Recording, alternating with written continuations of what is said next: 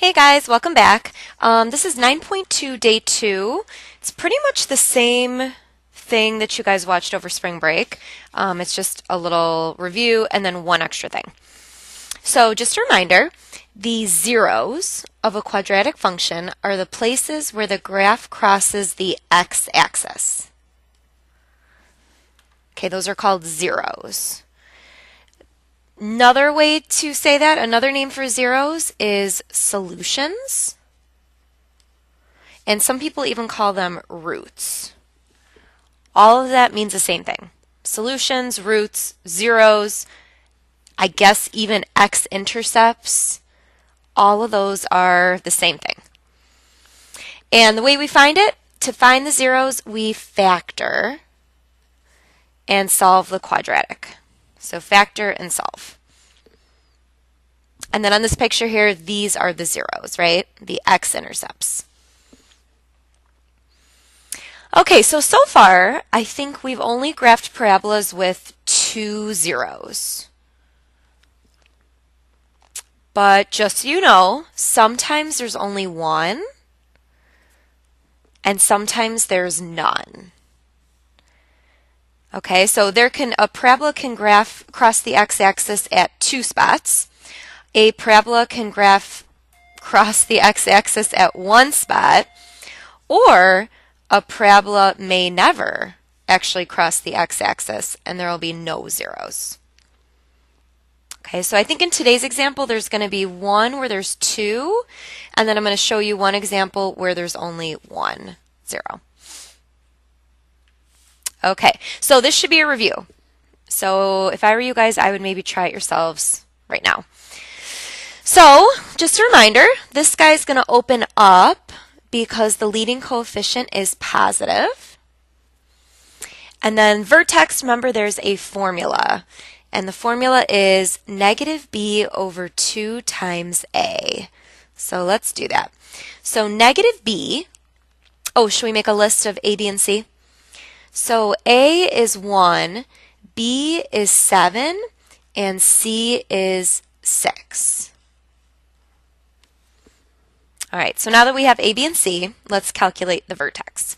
So negative B is 7, so it'd be negative 7, over 2 times A, so 2 times 1. And then if you simplify that, negative 7 divided by 2 is negative 3.5. And then remember, now to get the y value, we actually have to plug negative 3.5 back in for all of the x's, and we'll get the y value of the vertex. All right, so we got to plug in negative 3.5 in for x. So remember, when it's negative, don't forget to put it in parentheses. Negative 3.5 squared plus 7 times negative 3.5 plus 6. And you guys should get negative 6.25. Okay, so that's the vertex. And then the axis of symmetry is, remember that vertical line, x equals, and it's always the x value of the vertex, negative 3.5. And then the y-intercept is when you plug in 0 for x. So if you go ahead and plug in 0 for x, it ends up just being c.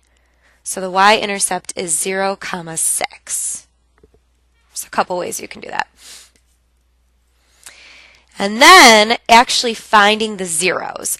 This is where you guys set the equation equal to 0 and you factor and solve. Okay, so to get x squared, we need x and x. And now we need two numbers that multiply to 6, but then in the inners and the outers, they add to 7.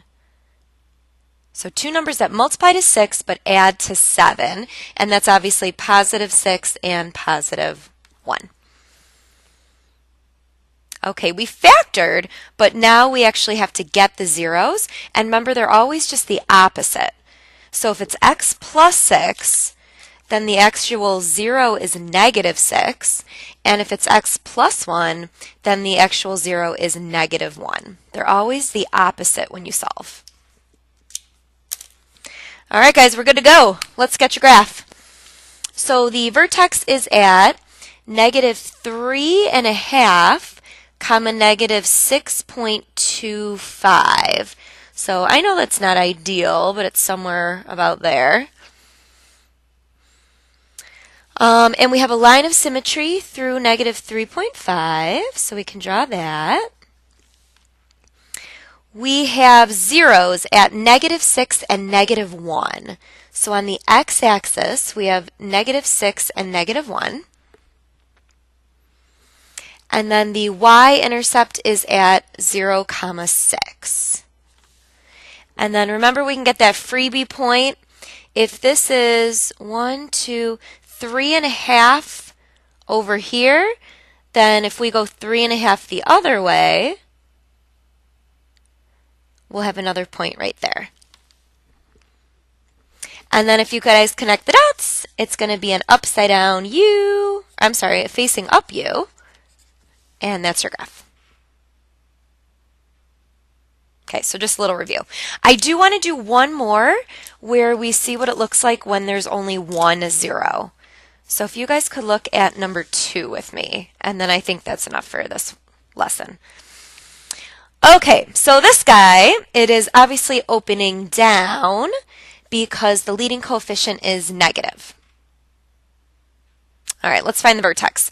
Vertex is negative b over 2 times a.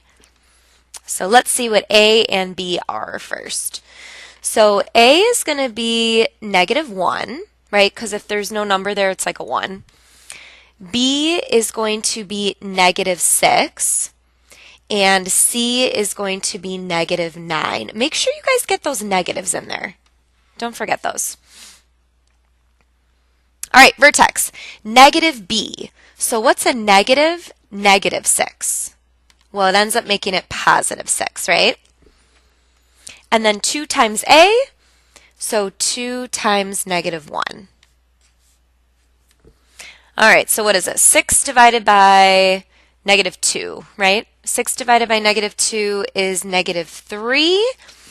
And then go ahead and plug negative 3 in. So we got to take negative 3 and plug it in to all of the x's. And let's see what we get. Now this one's a little tricky. So there's a negative sign out front.